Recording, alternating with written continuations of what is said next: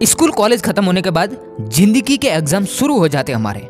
बात हो रही है आपकी, मेरी, युवाओं की, यंग एज वालों की, जिन्हें भारत का फ्यूचर कहा जाता है। इस एज में आने के बाद कितने कांड होते हैं। इसी में सबसे ज्यादा टाइम बर्बाद होता है, अट्रैक्शन होता है, गंदी आदतें लगती हैं, नशे करने लग जाते हैं, हम डिस्ट्रैक्ट हो जाते हैं, रिलेशनशिप में आ जाते हैं, करियर की चिंता होती है, हेल्थ की चिंता होती है, फैशन में रहना पसंद होता है, हमें शौक पूरे करने होते हैं, घूमना होता है, पार्टी करना होता है। इस एज में एक अलग ही शक्ति होती है और यहीं से सक्सेस का दरवाजा किसी के लिए खुल जाता है तो किसी के लिए हमेशा के लिए लॉक लग जाता है। इंसान बनता भी यहीं पर है और सबसे ज्यादा बिगड़ता भी यहीं पर है। सपने सभी बड़े बड़े देखते हैं लेकिन उनमें से मेहनत सिर्फ 3 से 4% लोग ही करते हैं। तो बाकी क्यों नहीं करते? क्योंकि वो मिस्टेक करते हैं जो उन्हें कभी आगे बढ़ने देगी नहीं। इस वीडियो में बताऊंगा 3 ऐसी गलतियों के बारे में जो तुम्हें कभी नहीं करनी चाहिए। Let's start this video. वर्तमान का लाभ देखना ये हमारी बहुत बड़ी और पहली गलती है कि आज की मेहनत का आज ही रिजल्ट चाहिए होता है, आज ही हमें प्रॉफिट चाहिए होता है। आज के प्रॉफिट के चक्कर में हम कल के नुकसान को भूल जाते हैं। हम यही चाहते हैं कि जल्दी से जल्दी प्रॉफिट हो और जल्दबाजी के चक्कर में हम एक ऐसे ट्रेंड पकड़ लेते हैं जो कभी सही जगह पर जाएगी नहीं, बस हमें घुमाती रहेगी। फॉर एग्जाम्पल ड्रीम 11 जिसमें 90% लोगों का पैसा जाता है। तो फिर उन्होंने पैसा डाला ही क्यों? क्योंकि उन्हें प्रॉफिट दिख रहा था कि भाई ये हो जाए तो मैं इतने पैसे कमाऊंगा, मजा आ जाएगा, पार्टी करूंगा। लेकिन मेरा एक सवाल है आपसे कि क्या आज जो आपने पैसा डाला ड्रीम 11 पर, क्या उसका कोई फ्यूचर है? चलो 1 लाख 2 लाख मिल भी गए फिर भी कोई फ्यूचर है? भाई मुझे 2 लाख मिले मान लो, दूसरे दिन वही 2 लाख वापस ले लेगा। मैं तो खुश हो गया ड्रीम 11 पर, मुझे 2 लाख मिले, मेरा तो प्यार बढ़ गया उसके लिए, मेरा तो लगाव बढ़ गया, मेरे अंदर एक अलग ही जोश होगा कि भाई 2 लाख मिले हैं, क्या पता 10 लाख भी मिल जाए। और नहीं मिले तो कोई बात नहीं, 2 लाख कौन से अपने हैं। और डाल दिए सारे पैसे, पैसे गए, 2 लाख मिले वो भी गए, हमारे पास कुछ नहीं बचा। टाइम बर्बाद, मनी बर्बाद। शॉर्ट में पैसा कमाने की कभी मत सोचना। चलो एक रियल लाइफ एग्जांपल देता हूं।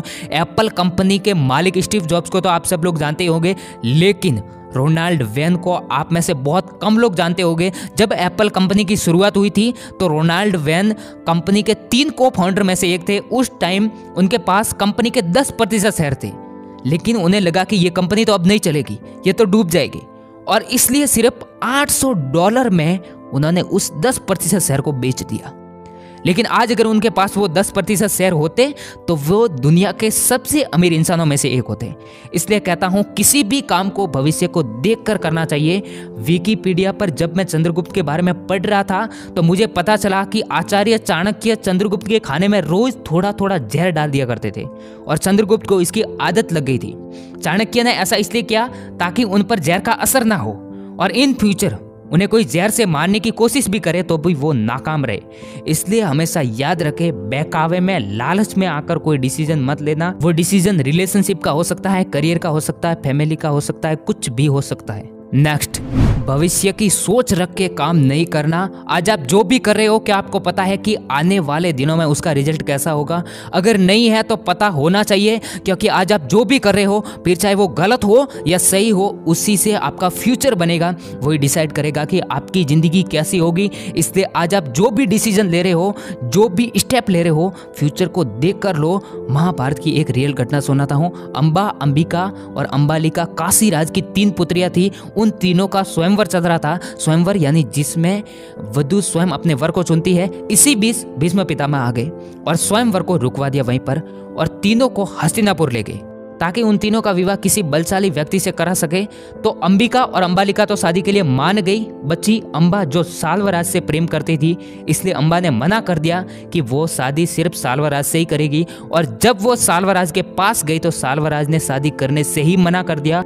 अंबा गुस्सा होगी और उसने कसम खाई कि वो ही भीष्म पितामह के मृत्यु का कारण बनेगी। और यही हुआ, अंबा ने ही सिकंदरी के रूप में जन्म लिया और पितामह के मृत्यु का कारण बनी।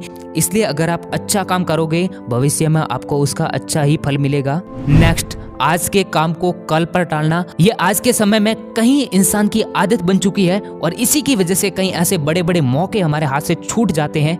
आज नहीं कल, नहीं कल, पता नहीं ये कल कब आएगा, कल को कब किसने देखा, अगला पल जाने कैसा हो।